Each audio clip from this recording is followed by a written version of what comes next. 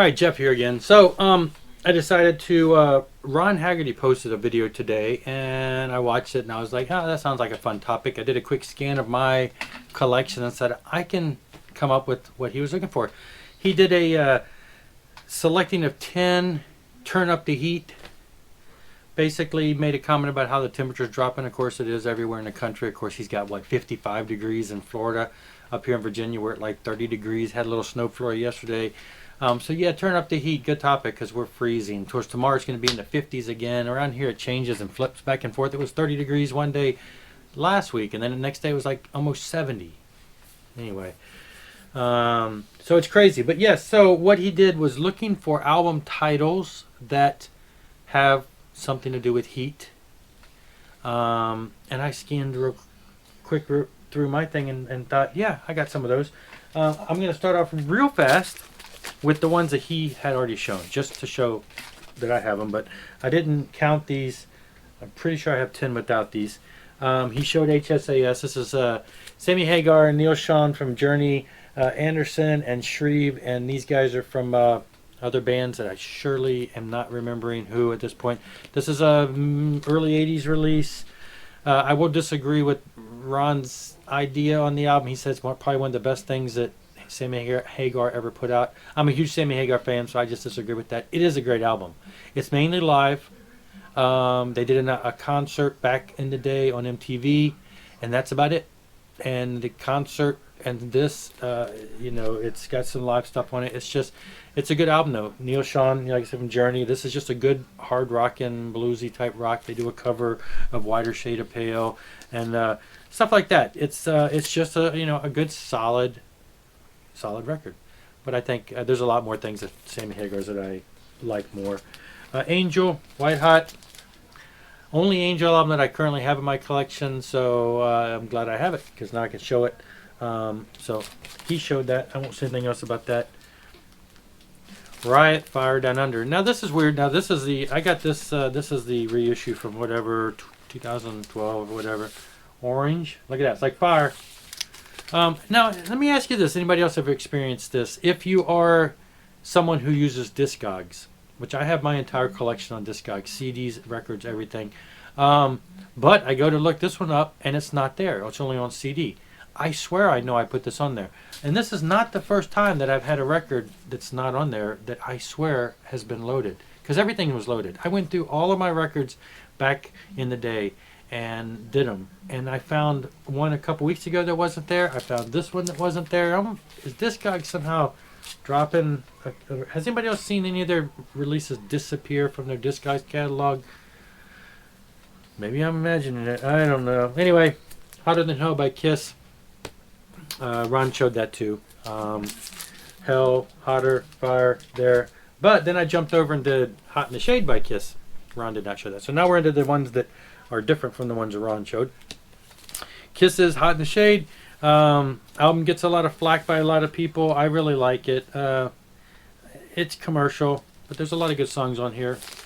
I'm pretty sure Ron has this because I think he did a critique of this a while back.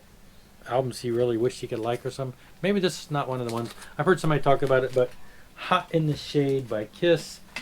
David Lee Roth. Crazy from the Heat.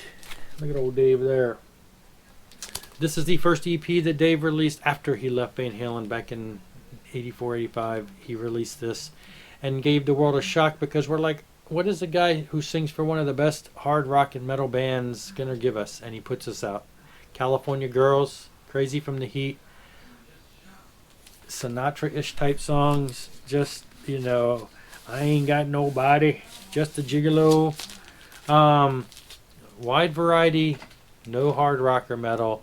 Next album blew this out of the water, of course. Eat 'Em and Smile was just back to form. But still, very unique album, and I really do enjoy it.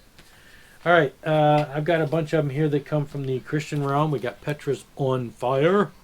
Petra being one of the more popular Christian rock bands way back in the day. Even in the 70s, they were considered hard rock for people who listen to gospel music.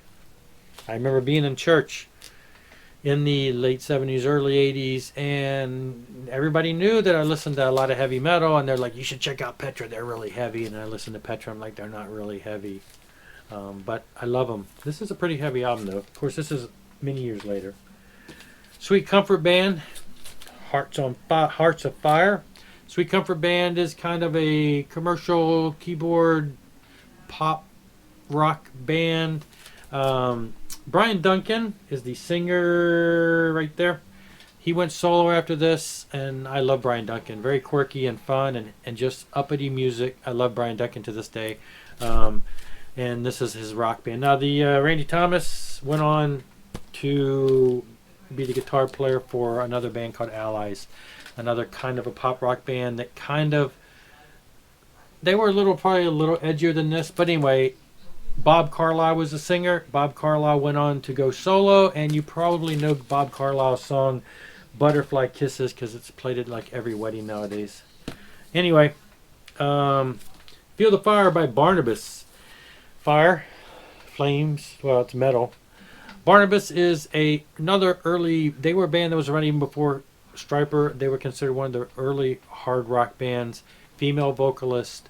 Back when I got rid of everything and started just listening to Christian music, it was like one or two Stryper albums, Saint, Philadelphia, Messiah Prophet, and a couple Barnabas albums.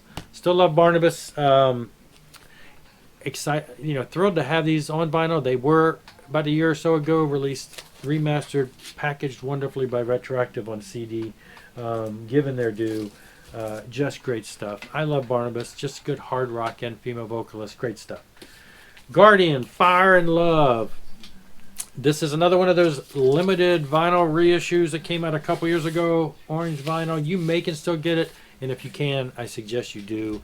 Guardian, this is their second album, new singer, and this is still just one of their great albums. It's the only one that's been reissued on vinyl so far from the early stuff that they've done. Hoping to see more, but this is just a great, solid, hard rockin', pushing the metal barrier a little bit, the hair type style stuff, but beyond that.